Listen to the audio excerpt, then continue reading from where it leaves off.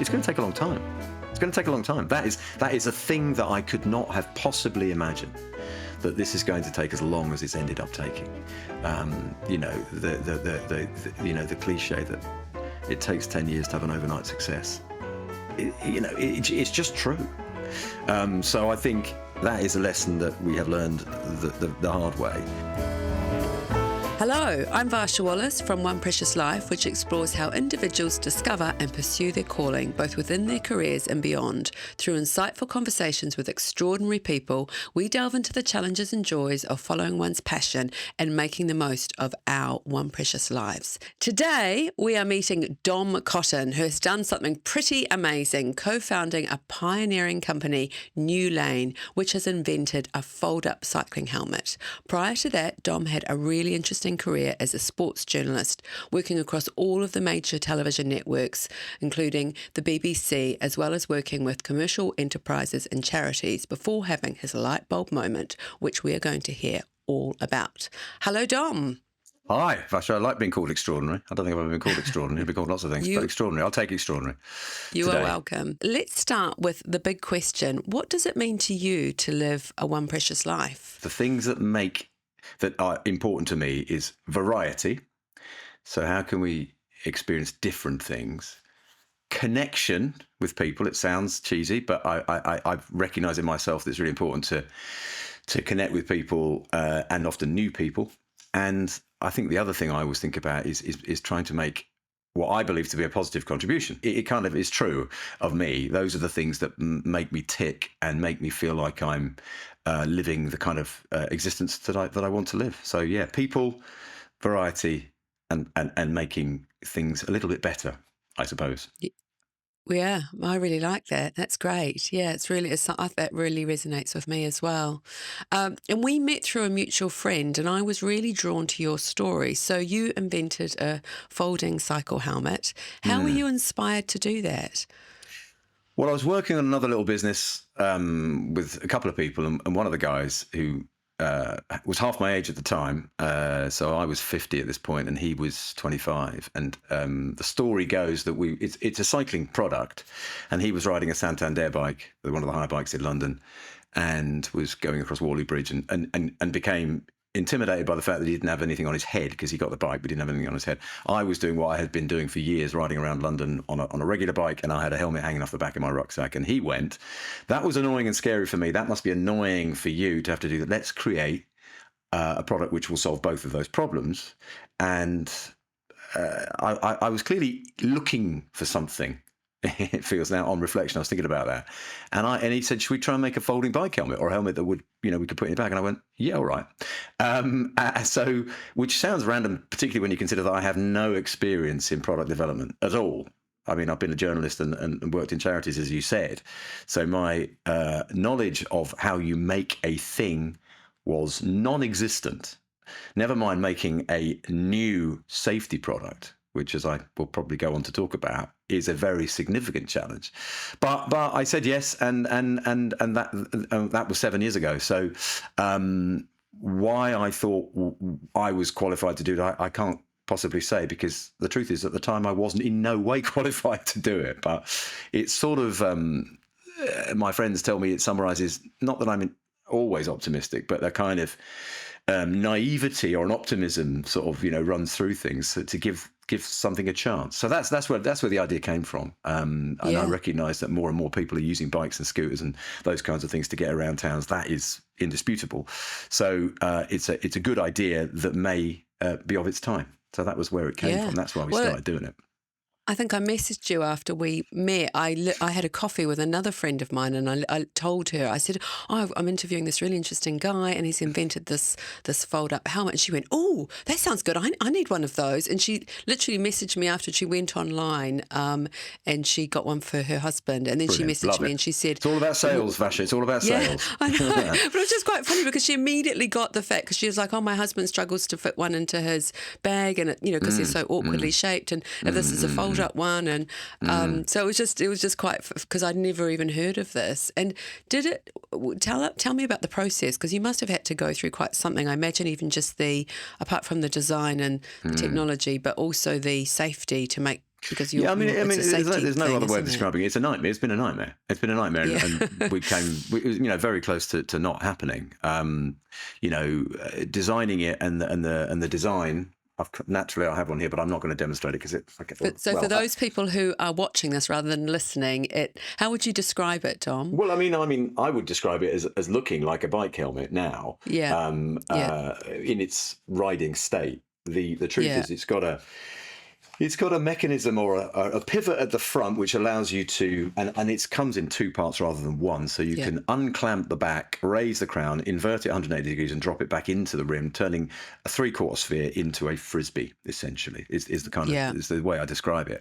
It's in its riding state, and the honest truth is, it might sound a bit like it wouldn't do the job, but believe you me, we've tested the living daylights out of the product, and it really does. It does the job. Because we've had it tested within an inch of its life. So the design was the first challenge. The second challenge was, and that was a challenge which we had to come back to time and time again, was getting it tested. So, and again, I won't go into I can go into the fine detail. I don't know if anyone's interested, but they put it on pretend heads and drop it onto anvils. They smash it and they do all sorts of things, which they have to do because they are seeking to mimic what would happen if you came off your bike and your head hit the ground. So, there were definitely times during that process we thought, well, it's not possible. But my business partner and I kept saying, well, people went to the moon. They built the Shard. Surely we can make the crazy things have happened. Much more challenging things have been achieved. So surely we can do it, which was one of the sort of driving forces, which meant we just hunkered down and carried on and carried on and carried on and carried on. But it took us at least 3 and probably 3.5 years longer than we thought it was going to, is the honest truth. Right. To get it safe, which means we nearly ran out of money 5 times. And, my wife was wondering whether next, I wasn't on the streets, but we certainly didn't. We've foregone quite a lot of things in the pursuit of trying to get it safe and turn it into a product we could sell, which we now have. Yeah. And the process, did you find a designer? Like, I wouldn't even know how you'd begin to start those exactly. kind of So things. we found a designer. We've actually in the 7 years we've been doing it, we've worked with four lots of designers, in truth, and all of them have had a part to play. But in truth, running a business is about lots of things. And I know this now. It's not just about the sort of technical element of it. It's the kind of the driving force behind the sales to an investor. It's the kind of managing your cash flow. The kind of the actual product is obviously the key, but it's only one part of the business. So we've worked with people who are very technical and design engineers and so on. But Josh, my co-founder, and I have been the ones kind of speaking to investors, building the brand and doing the other things, running the operations, which we now have to do with our manufacturer and that kind of stuff. So there are way more elements to this than one could ever have imagined. And I've got friends of mine who used to work within the media or in the charities are going, how's it taking you so long? Question, and I can normally explain that.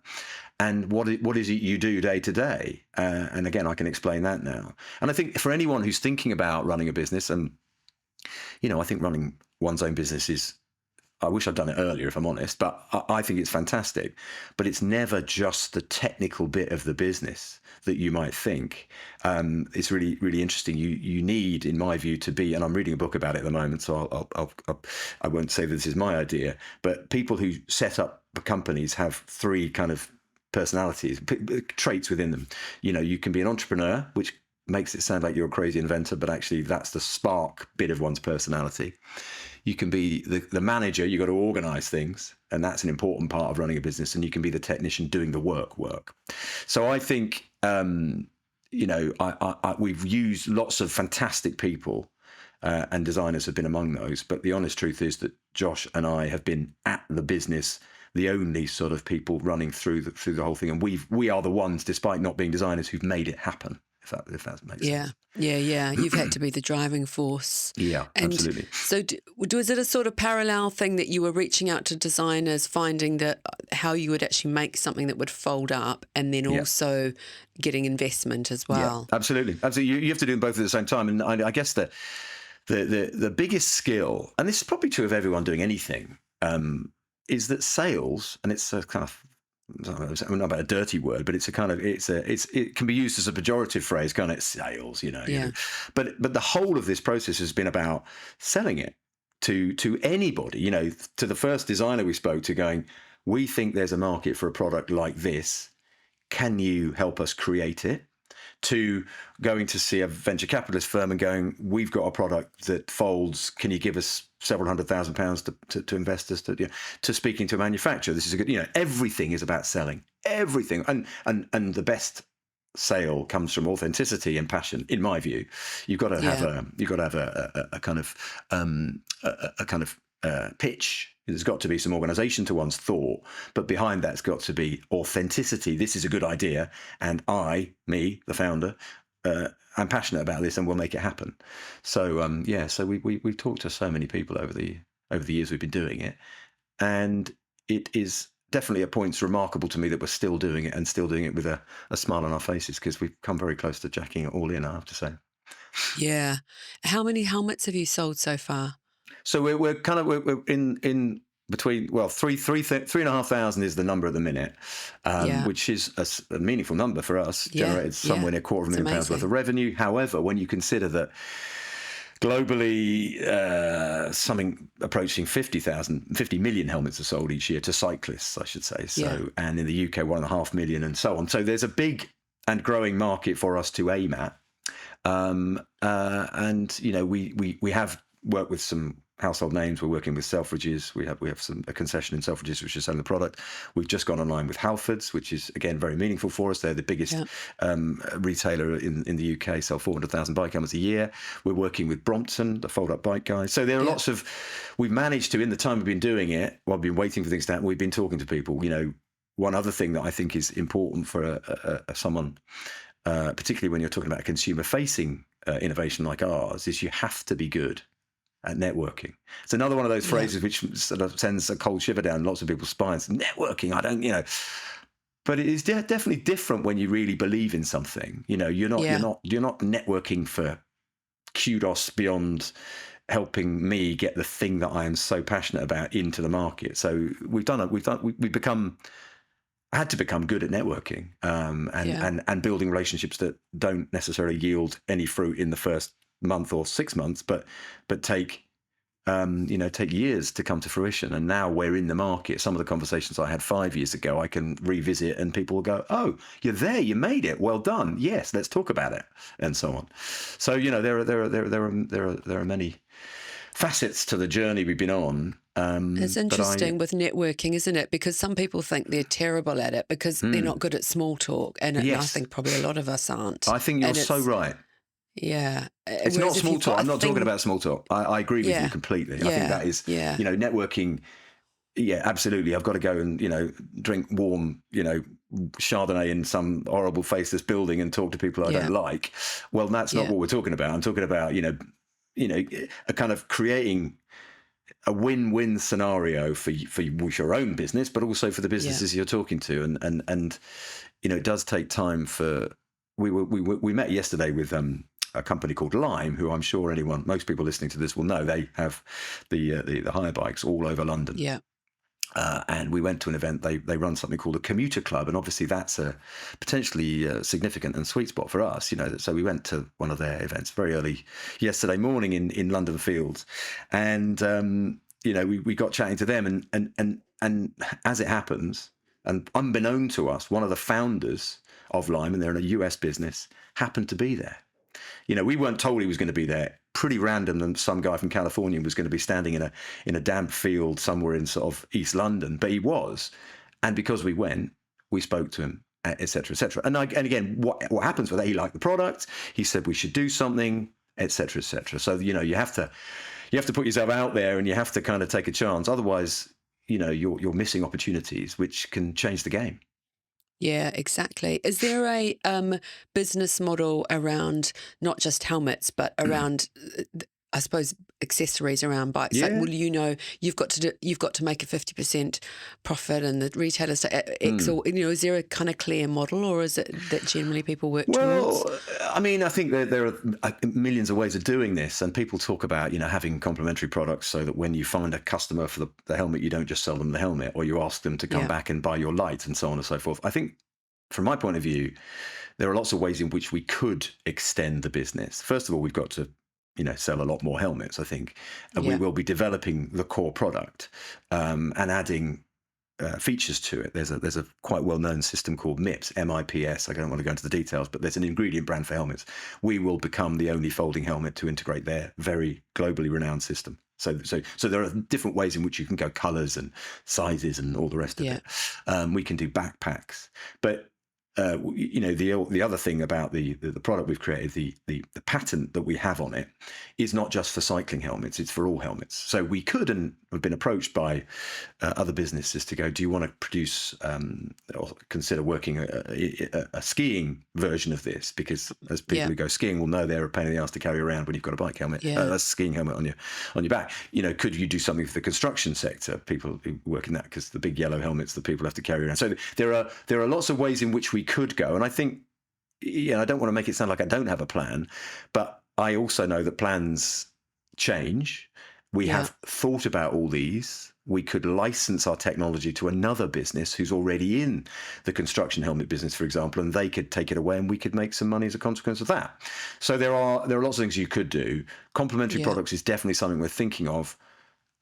Whether we want to develop them from scratch or source from the Far East are really good. And we have got a rucksack which we've branded, but it is a $17 branded rucksack which we would sell for more than that and put our brand on and have it be part of our kind of product range.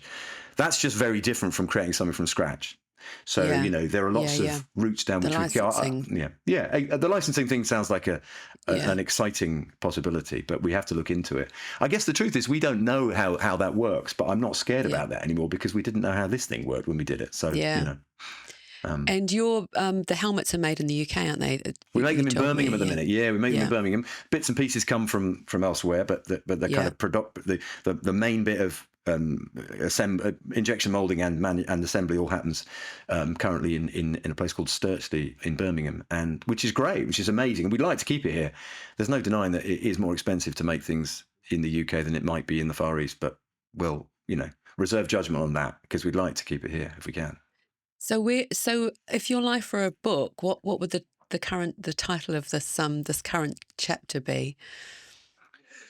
Well, I think so probably something along the lines of from idea to reality, because it was literally a 20-minute conversation with my mate. And now we are doing it. And now it is in my hands, on people's heads, and people are saying to me, this is great. So from literally the light bulb moment you described, to a real thing. And I think so many people I've spoken to about this go, how did you do it? And I'm not even sure, because lots of people, we all have ideas. Most people have ideas of some sort, or if only I could do this or that. I think I heard a phrase the other day called a wantrepreneur. It's somebody who's like, I've got loads of ideas and I really want to make one of them real. But the cliche is that execution is all that counts, and we have executed. And I feel I'm sort of by nature a bit self-deprecating, which I don't know. I wish I wasn't sometimes. But I am very proud of the fact that we went from an idea to a real thing that people are paying money for and using in exactly the way that we wanted them to. That makes me feel proud. Which proud is. Am I allowed to say proud? I suppose I am. My mum used to tell me off for saying things like that. But I feel very proud of that fact. So from idea to reality, sort of does it. It wasn't just a harebrained scheme. Well, it was a harebrained scheme that we turned into a real thing, which is kind of cool. Yes, it's interesting. So many people I've talked to with this podcast, the entrepreneurs have said you've either got that personality type or you haven't, as you talked about before with the different types, but some people, it's not for everyone, and I think that's okay as well to recognise that. Of course, I don't, but I just think a lot of people have ideas, and as you say, the fact that if you're not tortured by the fact, I've got quite a few friends who are tortured by the fact that their ideas never come to fruition, and I don't mean I don't want them to be tortured, but I guess I think that you're right. There are lots of people who have ideas that they know will never come to fruition. This was an idea that I wanted to make happen, and we have, and that is gratifying. Yeah. Tell me more about your transition into this. So from your previous career, because you've had a really interesting career, you were a sports journalist. So you'd worked with sports, and this was a world you were a bit familiar with, and you'd also worked with charities as well. Yeah, I mean, take us back a bit. Yeah, so I was a sports journo. I basically was when I was growing up, I always loved sport. When I was, I don't know, 13, I wanted to be a professional cricketer. Turns out I wasn't quite good enough. I mean, I was okay. I was pretty good in the end, but I certainly was nowhere near becoming a professional cricketer. So I thought to myself, what can I do that's as close to kind of professional sport as without being a professional sportsman? I thought, well, journalism. And then my mum had done some journalism. She'd was a freelance journo when I was growing up. And I went, right, okay. So my focus from quite an early age, actually, about 15, I thought, what I want to do is work for the BBC. So I kind of used that as my sort of red thread from between 15 and post-education. So I went to university and did a media studies degree when media studies degrees were quite rare. Went to University of Sussex and had a good time down there. Ended up having a couple of years off after I left and trying to become an actor, but that's another thing. So I had a little move away from my kind of calling, as you like, but then went back to university and did a postgrad course in broadcast journalism, and then got a job in the regions working for the BBC in Plymouth, in Devon and Cornwall, and then had 10 years of mostly very happy times working in journalism, working for the BBC and other broadcasters, as you've said, and really had some amazing experiences, went all over the world with the BBC, did, cricket tours with England and went to World Cups for football and did loads of, boyhood stuff. It was my boyhood dream to become an international sports reporter and broadcaster for the BBC. And I did that. Again, amazing. Really, That's quite something, isn't it? To have a dream, to be able to do that, and then to be able to do it, which sounds obvious, but so many people just aren't, for whatever reason, able to convert that. Well, I mean, I think the honest truth is I can't pretend that I wasn't well set up. My mum and dad were very supportive. I went to a school which enabled me to get the qualifications, which enabled me to go to university and all that sort of stuff. So I had the kind of platform which set me up well, I think, so to say. But I was pretty dogged in my determination because, I mean, the BBC is a hard place to get into, that I do know, and I did have to get my head down and focus, and got in and enjoyed much of it, a lot of it, really, I did. But I did. I had to work hard, and I think it's again, with the self-deprecating thing, I don't know whether I do work hard when I need to, if that makes sense. That's something that I believe, as we've had to with the helmet and stuff. I can focus and really grind through some stuff to get where I want to get to if I put my mind to it. And from there, you went into the charitable and non-for-profit sector. Yeah, so I at the end of my BBC career, I did love the sport I was covering and all the rest of it, but it became quite repetitive. And it turns out that I still have a few friends who are still there 20 years on, and I marvel at the fact they can still do the same things over and over again. And, I think maybe it's true of lots of jobs, but it's certainly true of broadcast journalism, is you end up using the same corner of your brain over and over again, and the rest of it just gets fallow. And I got a bit bored, is the honest truth, and I thought, if I'm going to do the thing that I always wanted to do and I'm bored of it, I need to move on and do something else. So going back to what I was saying about positive contribution at the beginning of this conversation, I went, right, okay, maybe I should probably use all my energies for, to make work for charities, I guess, is what I thought. And I moved. The BBC allowed me to have a secondment to an organisation called the Media Trust, and who are, as the name suggests, they help charities promote themselves through communications and all those sorts of things. So I got into the sort of non-profit sector in the UK and did work for non-profits of various kinds, sport and youth charities, for a decade as well. So I transitioned quite, I won't say seamlessly, but the BBC was good at letting me move across, and then left the BBC and started working for non-profits for a decade as well, which was amazing, really interesting. Again, I'm recognising myself. I've got about a decade in each sector, and then I get bored, or I want to do something else. But fundraising, communications, working, in some really interesting organisations, doing some really important work. But moved on from that as well. But And it you was good. still, I think you're still involved with a charity, aren't you? You're I'm a trustee. I'm a trustee. trustee for a charity, a London-based charity called Peer Power. They do great work supporting young people who have experienced trauma very early in their lives and help them Right.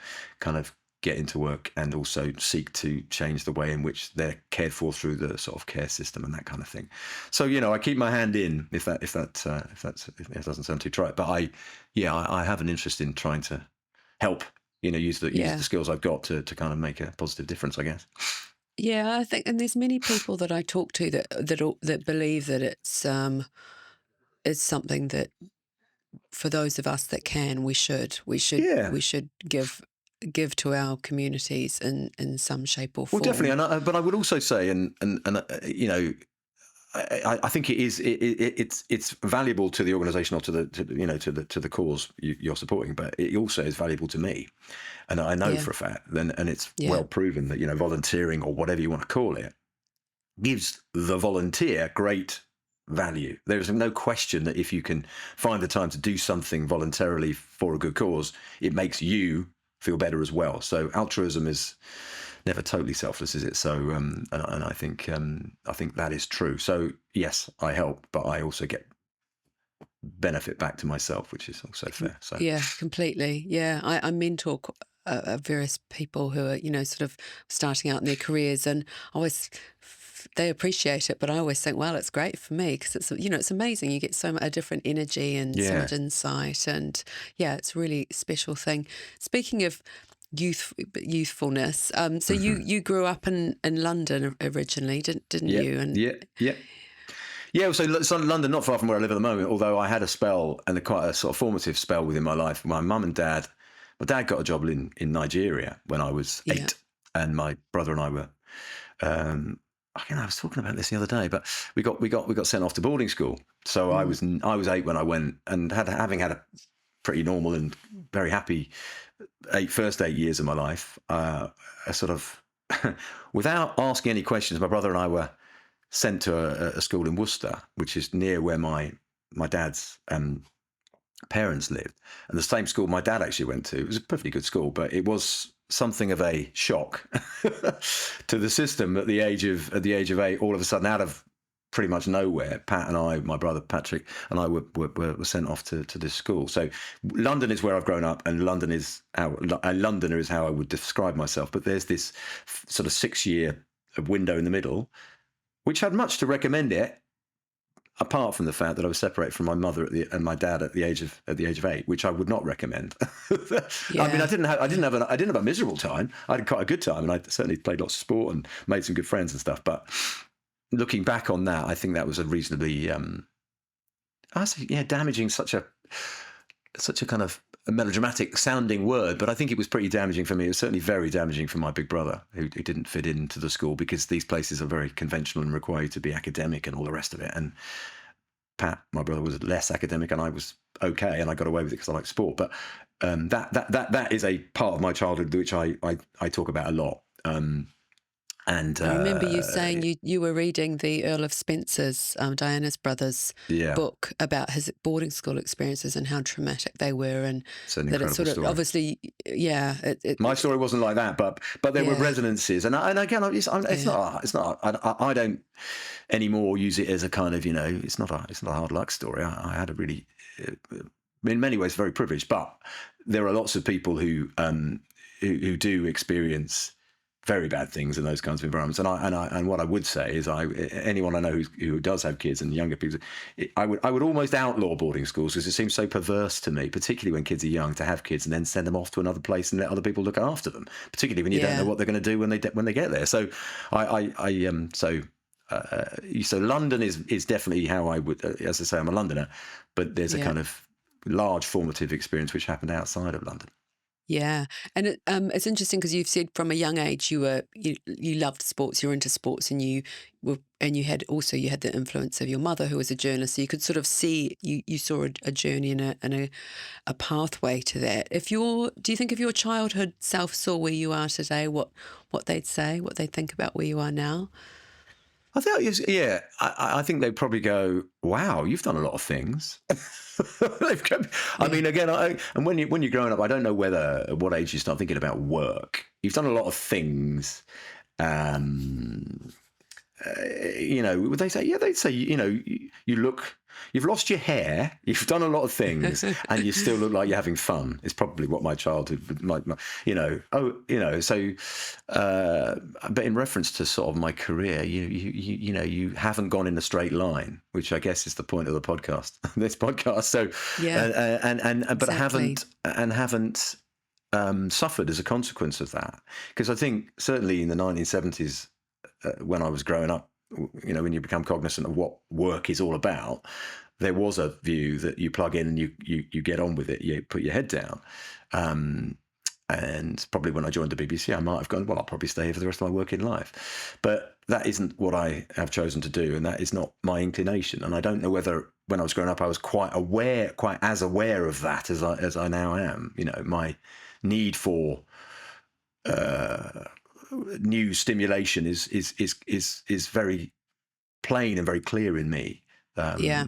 Doing one thing will not satisfy me, and Well, I I think it's know. really important to recognise that for all of us because Mm, I think people, like you say, you were in your dream job, and then it wasn't your dream job yeah. anymore. You weren't learning and growing, and it can take something to actually realise that and go, oh, hold on, Mm, this is not my mm. dream job anymore. I need to go and find my next dream Yeah, yeah, job. and I marvel at people who can do it, and I try not to be judgmental. I'm like, because people will do what they, not everybody, but people should do what the hell they want to do. Quite frankly, I Yeah, mean, provided they're yeah. not hurting other people. So I don't make judgments, but I don't know how people manage to stay in one career or one place for as long as some of them do. I don't. It doesn't.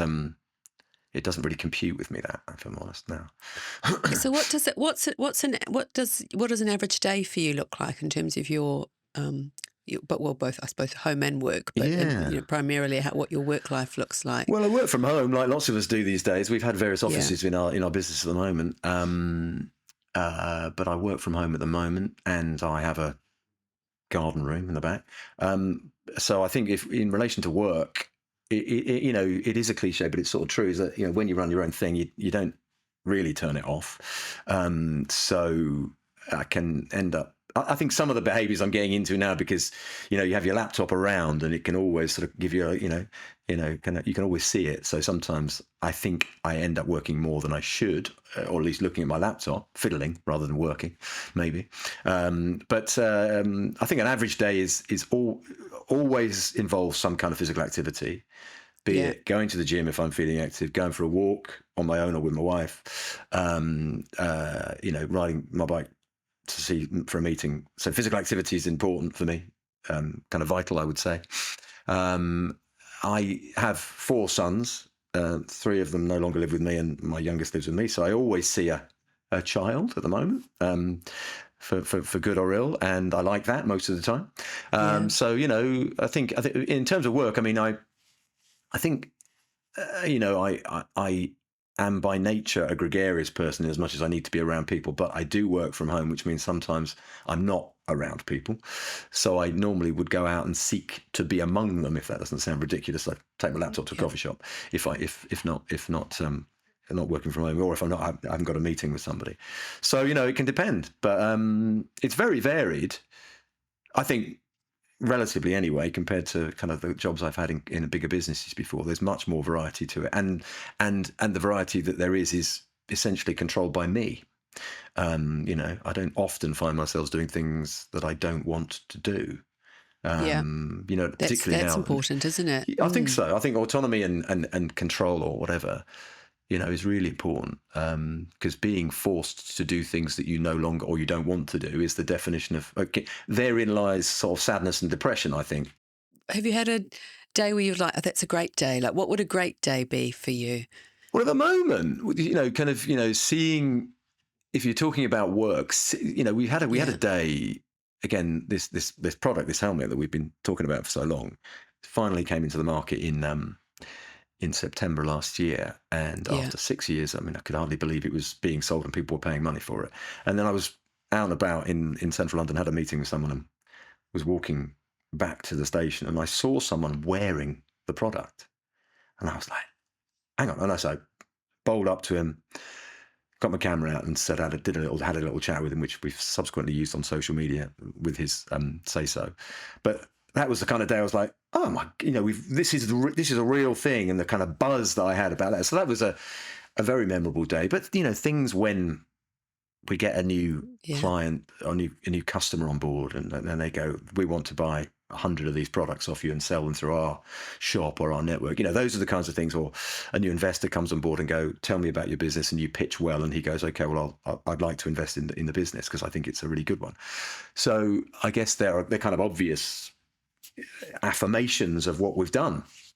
But it isn't always about that. It's sometimes, I've met with my business partner. We've had a laugh. We've mucked about like we used to, because that was, that's really important as well. Is that as well as the grind, you've got a kind of levity and you can muck about. So in terms of work, those summarise some of the really good days I've had. But seeing the guy using our product, literally just some random guy in London, and he was so buzzing about the product, and I was buzzing about the fact that he was buzzing about it. That's it was great. a huge, it was a really big moment. Particularly given you, as you say, you only just started launching the helmets, only a few months ago, and it's been a really long journey to get there. Have there been some particularly hard lessons you've learnt on this with a startup? I think probably the one thing I would say, and it will depend on the kind of business people are trying to get going, but to imagine, and again, it's another thing I have heard, and probably many people have heard before, is the idea that you can do it overnight. Anything, literally anything. And I think it's particularly true of a hardware product and a hardware safety product. But if you imagine that what your idea, and you have to work at it, hard work is something people probably are well aware of, it's going to take a long time. It's going to take a long time. That is a thing that I could not have possibly imagined, that this is going to take as long as it's ended up taking. The cliche that it takes 10 years to have an overnight success. It's just true. So I think that is a lesson that we have learned the hard way. And I think that the other thing I would probably say, something like sort of satisfaction comes in many different forms, and you need on a long sort of annoying, frustrating, kind of anxiety-inducing journey, you need to work out ways of having stop-offs along the way which make you feel good and refuel yourself, if that makes sense. So how can you keep going? How can you scan the horizon for, that's good, we should keep going. That's good, we should keep going. Do you know what I mean? So it'll take a long time, and make sure that there are little sustenance points along the way if you want to keep going. Yeah. Do you think that's about celebrating success as well? Definitely. And the guy, my co-founder Josh, as I say, he needs to get better by his own admission at celebrating success. So he's found the journey. We both found it stressful and all the rest of it. But I am not always brilliant, but I do sometimes go, we've got a bit of investment in. I'm going to have half a day to feel good about that and not worry about all the other things we've got to do. Do you know what I mean? I'm going to enjoy that success. I'm okay at celebrating success. I'm certainly better than Josh is. He's trying to get better at it, and I think it is essential. Otherwise, what's the point? If you grind away and have a miserable time for whatever period of time it is, then again, I feel like I'm just a sort of a cliche machine at the moment. But if you can't enjoy the journey, what is the point in going on it in the first place? If all you're looking for is this destination, which may or may not even exist, then don't do it. If you can't work out ways of going, okay, good, let's feel okay about myself today, because it's really important. No, it's completely true. And as you say, it hasn't been smooth sailing always. But how do you keep going? Is there sort of things that you do to help yourself to keep going? Well, I was talking about physical activity. That's really important to me. And is, when that can take many forms. I don't have to go and run a marathon, but and I would say that this must be true of most people. I think physiologically it's true, the kind of benefits of physical activity. I think exercise has been so helpful. Taking devices away is important. Again, we've all got to get better at that kind of, the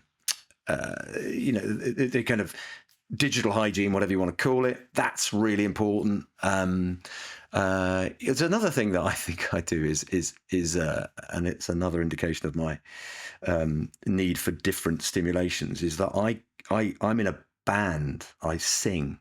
I mean, again, I don't think I'm the best singer in the world, but I really like singing, and so I'm in a band. So when you and the reason I'm bringing that up is to illustrate the fact that doing something that's nothing to do with the thing that you spend most of your time doing is really important. And so I have a family, I have a house, I have a job.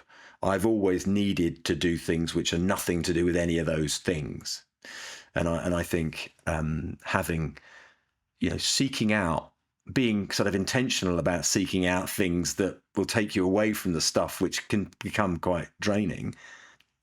So I do that. I've run a YouTube channel for essentially for fun to start with. So various things kind of, recharge my batteries with something completely new, I think. And I love the sound. Tell us about your band, because I love this when you told me about this. So I am in an ABBA fabulous. tribute band. I mean, for those of you who are watching, you can see I don't have much hair. I don't look like the 1970s rock star, but I got drunk at a Christmas party 3.5 years ago, and a friend said, oh, you can sing a bit, because we were singing karaoke when we got drunk, and she said you can sing a bit, and there's another guy there. She said, I used to be an ABBA tribute band. She's an amazing singer. She really is a singer. She used to be a professional singer, and she's got all the kit for the ABBA tribute band. So there's a little studio around the corner from me in Brixton, so we went there, and basically that's it. And now we perform and get paid for it, which is something kind of hard to, don't get paid much, we get paid a bit, and it's good fun. And we do 10 or 12 gigs a year, and my kids have come to see me, and they are proud rather than embarrassed, which I think is quite nice to see. I think they might have been a bit embarrassed to start with, but they were like, that's pretty good, Dad, you can sing a bit. So it's just we're called A Star Is Bjorn. And Star Is Bjorn. That's just fabulous. There you go. starisbjorn.com. You can book us if you want. It's good fun. It's really good fun. And it's just something that has nothing to do with anything else that I ever do, and I think, again, going back to the sort of exercise thing, the physiological boost you get from doing something like singing is it's just plain to see. We, feel a bit gloomy going into our little rehearsals we have, and I come out feeling like $1 million because I've done something to my body, with my body that kind of helps me feel re-energized. It works. Yeah, absolutely. And it really raises those endorphins and also takes you out of your comfort zone as well. There's something about that too. Is there something in your life that you're particularly grateful for that's got you to where you are now? God blimey. Well, I think my mum's sort of positivity, and my dad's positive too, but my mum's got a kind of openness about her. So what she passed on to me, I definitely think it's been passed down to me. The other thing I was thinking about that is it's maybe not something, but my wife and I got separated about 10 and 11 years ago from the mother of my first three kids, which was a definitely kink in the road for me, because I didn't expect that to happen, but it's worked out very well now. But my and I met someone else and got married, and she is a really amazing partner.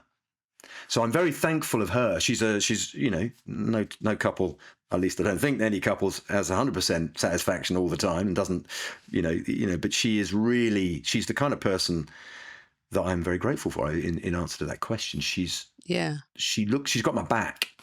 Yeah. Which is a really important thing to have. So I guess there are many things I should be grateful for, but if I'm thinking about one thing or one particular person in this case, Gail, as her name is, she's got my back, and I think that's there's lots of couples who are very good together and, all the rest of it. But I'm not sure. And I've had some amazing relationships before I met her, different kinds, but no one has ever had my back like she does. I think that sounds, I've got a really simple way of encapsulating that. If it sounds a bit ridiculous to say this, but I think about this quite a lot. So I've got an electric toothbrush. She's got an electric toothbrush. She changes my electric toothbrush when it's got a bit, knackered. I probably would just keep going for another 6 months, but she does it for me. And that's such a weird sort of, mundane example. But without thinking, she just does that for me. I'm like, that's so mundane. But I think that kind of mundane support is almost what's really, really kind of the really valuable. It sounds a bit ridiculous, and I almost probably shouldn't have said that's it, so funny. I change my husband's as well. Well, there we go. He never Then does your it. husband would say that he's very lucky to have you and should be grateful for your support. I don't think he'd have no idea I do it. After this, I'm going to tell him. He'd have absolutely no idea. You should tell him that. Because I know, because I'm going, I'm going to say this, and this sounds awful. So I don't think, I do lots for her, but I don't think I would do that for her. Not because I don't want to, because I think, well, she can do it herself. She either doesn't trust me to do it myself or something. I don't know. It is a ridiculous example, but it is exactly. So I am very grateful that I met Gail and that she has got my back. And she's much more than just having my back. She's also an amazing human being in her own right who started her own business and done all sorts of amazing things. But the reason why I'm grateful for her in relation to me is that she understands me, she supports me, and she's got my back, which is, I think, kind of, in terms of long-term relationships, that's very important. Essential. It is very important. If you could time travel and meet your 85-year-old self, what would you ask them? Or is there advice you think they would give you? Well, they probably say calm down and keep things in perspective, because sometimes I can get a bit carried away. And if I'm assuming my 85-year-old self will be a bit more sage, even more sage than I am now. So sort of calm down and keep things in perspective. That's quite most of the time, or some of the time I can do that, but some of the time my sort of melodramatic tendencies run away with themselves, and I can get a bit, kind of over, melodramatic about stuff. Oh no, this is blah, blah, that means this is gonna, just take a breath and calm the hell down, because you don't need to go off the deep end sometimes. So that's probably what my 85-year-old self would tell me. My dad is 85 and sometimes actually does tell me that. So it's quite funny, isn't it? Is there a lesson that you learned later in life you wish you'd known earlier? Yes. So I think, and it's in relation to family, because I think I was growing up, because my parents are still together. They've been together for nearly 60 years. Good Lord, 60 years, that's a long time. And I grew up in a sort of nuclear family, and I think I probably expected families to be nuclear. For a family to be successful or happy, it had to be a neat and tidy box of two people and two people, two parents, two kids sort of thing. And I'm separated, as I said, 11 years ago. And I, for a period anyway, thought I'd failed at family. And now I do not think that in any way, shape or form. In fact, quite the opposite. I think I've created it's a blended family. It's a different shape, if you like. But I think, and I do believe, thankfully, that is changing. And it's certainly changed in my head, that you can only have a family that's neat and tidy and in a little, square box. So I think, if I'd known that earlier, I would have found, not that I wanted the separation sort of episode or chapter of my life to be easy, but it was really hard because of what I'd grown up with versus what I was now having to kind of inhabit myself. So that's a key life lesson for me. And it's taken me a while, but I've accepted and embraced that now. But there was a 5-year period in that when I was going through kind of, psychological hell. I was pretty traumatized by the separation because I thought it meant I'd failed. Yeah, I can completely understand that. I had a similar conversation with a work colleague who'd gone through a divorce, and I think she was really beating herself up about it. And I remember saying to her at the time, you've been together for more than 20 years. You've had 3 children. You could celebrate success and the fact that you've had this amazing life together, and now you're both moving on, and that's okay. And she said to me about a year later, she said, thank you. She said it was really good advice. And it just kind of, because I thought for exactly that, you don't necessarily want to beat yourself up when that's just where you're going in your life. And if you can try and handle it as best you can, especially when children Well, it are doesn't help involved. when exactly. It doesn't help that you're having a tough time anyway, and you're giving yourself a hard time all on top of that. Yeah. So, you know, Yeah. I definitely learned a whole host of things about myself, and so it was a very, I mean, in many ways, I suppose it was a formative experience. But I definitely was not expecting it to happen, and when it happened, I literally thought my world had collapsed, and I was really worried mainly about the relationship I was going to have, or would it damage my relationship with my kids? Mm. And it hasn't. I again, I'm going to use the word proud. I am proud of of how I've managed to navigate that, and I certainly didn't think it would be easy, and it never was. But ultimately, it's come to a really good place.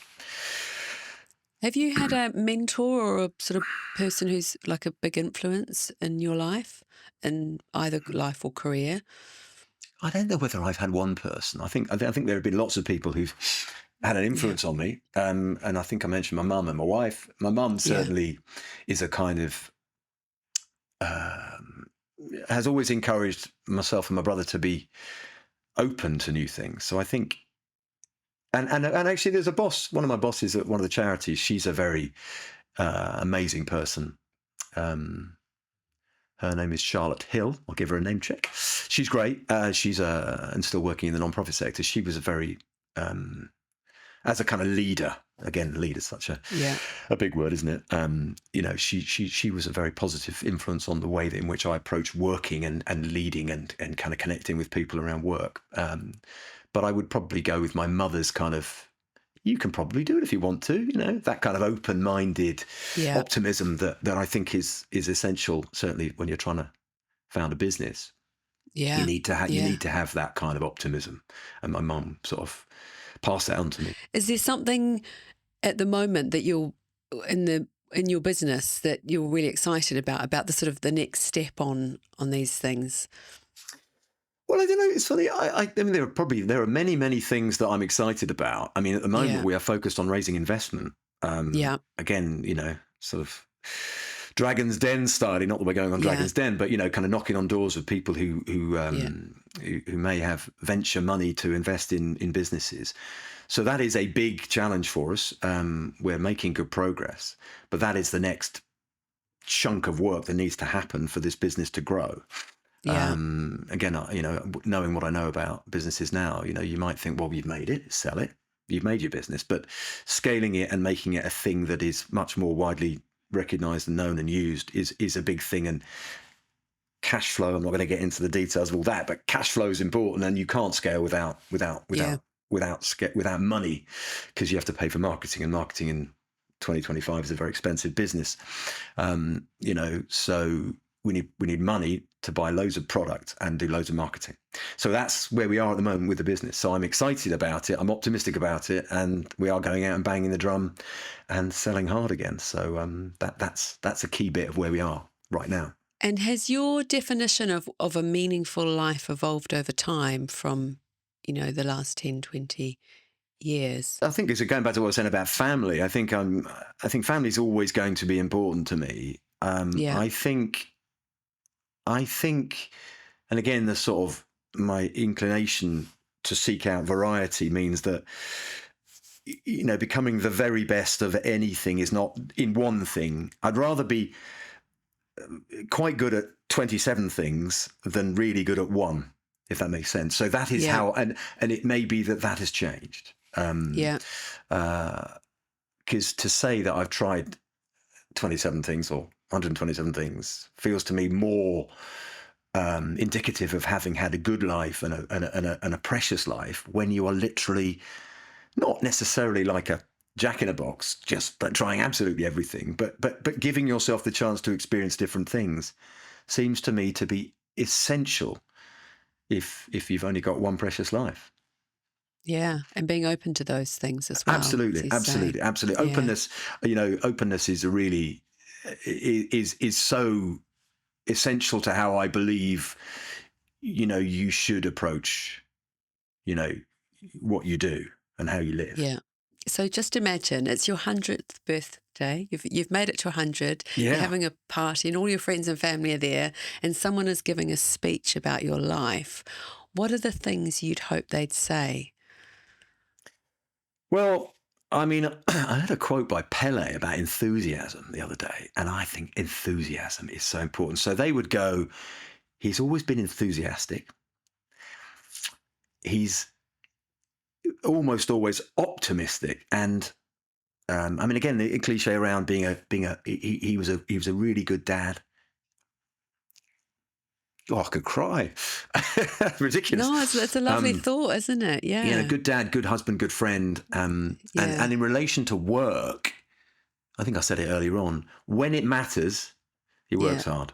So I think enthusiasm is a really kind of, life is sometimes hard and annoying and all those things, but, and you can't just be enthusiastic, but I kind of feel a bit like that's a kind of essential quality for having a good life. Enthusiastic, optimistic, and there for people. If you could leave behind just one piece of wisdom for others, what would it be?